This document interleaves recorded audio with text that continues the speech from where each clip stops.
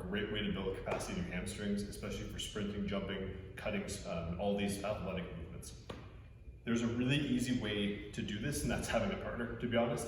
So if you're having a partner, they act as the rack in this case. So they're gonna hold your ankles down, and if you're having a partner do it for you, tell them to really aggressively push on those ankles because you want to be stable the entire time. If they're trying to be gentle, they're just gonna come off the ground, you're not gonna get as much out of the exercise, and it's just not gonna be very efficient. So in this case, for me by my lonesome, I'm gonna use a rack. You can use a couch if you're at home. You can use a couple different pieces of equipment at the gym, like a GHD, whatever works for you. When I'm here, I can have my feet flat like this in this position, or I can have my toes stacked under. Whatever works for you and you're given equipment, it's not really a big deal which one you want to use. So I've got my mat here to protect my knees, obviously.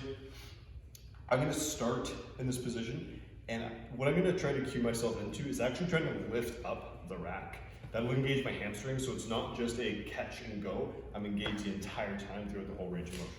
So I'm here, I've got my hands ready to protect me, glutes engaged, so I'm nice and fully straight up and down. I'm not gonna be bending from the hips with this exercise.